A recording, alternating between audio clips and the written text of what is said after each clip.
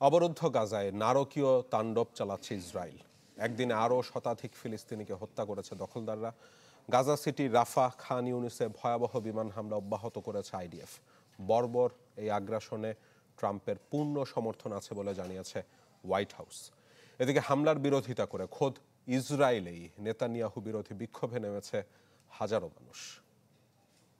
টানা সপ্তমবারের মতো best tissue paper brand হিসেবে স্বীকৃতি পেয়েছে বসুন্ধরা টিস্যু।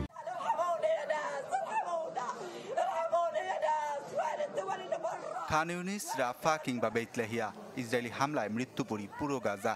নতুন করে আরও শতাধিক ফিলিস্তিনিকে হত্যা করেছে জায়নবাদীরা। 3 দিনে 6 শতাধিক মানুষের প্রাণ নিয়েও দমেনি আইডিএফ। স্থল অভিযানে নির্মমভাবে হত্যা করা হচ্ছে গাজা সিটি সহ আশপাশের এলাকার বাসিন্দাদের। যুদ্ধবিরতি ভেস্তে যাওয়ায় প্রাণ বাঁচাতে আবারও ঘরবাড়ি ছাড়ছেন অনেক বাসিন্দা। পশ্চিম তীরেও চলছে ধরপাকড় ও অভিযান। জেনিনে অভিযান চালিয়ে বেশ কয়েকজন ফিলিস্তিনিকে আটক করেছে ইসরায়েলি বাহিনী।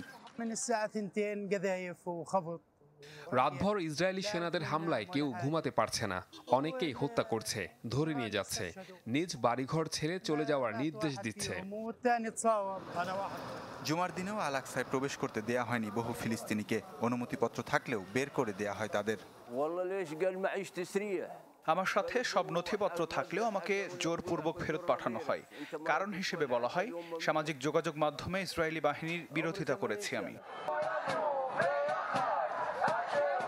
এমন আগ্রাসনের বিরোধিতা করে খোদ ইসরায়েলি বিক্ষোভে নেমেছে হাজারো মানুষ। রাজনৈতিক ভিত পোক্ত করার উদ্দেশ্যে নেতানিয়াহুর এমন হামলার নিন্দা জানিয়েছে তারা।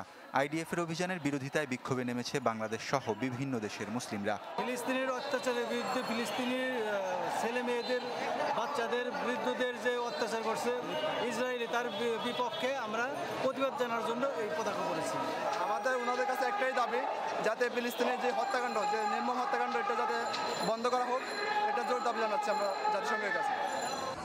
ইসরায়েলের এই আগ্রাসনে ট্রাম্পের পূর্ণ সমর্থন আছে বলে জানিয়েছে হোয়াইট হাউস। একই সঙ্গে গণহত্যার জন্য হামাসকেই দায়ী করছে ওয়াশিংটন। যদিও এই গণহত্যার উপযুক্ত জবাব দেওয়া হবে বলে জানিয়েছে হামাস। ওয়ালিউল্লাহ ফারুক, চ্যানেল 24।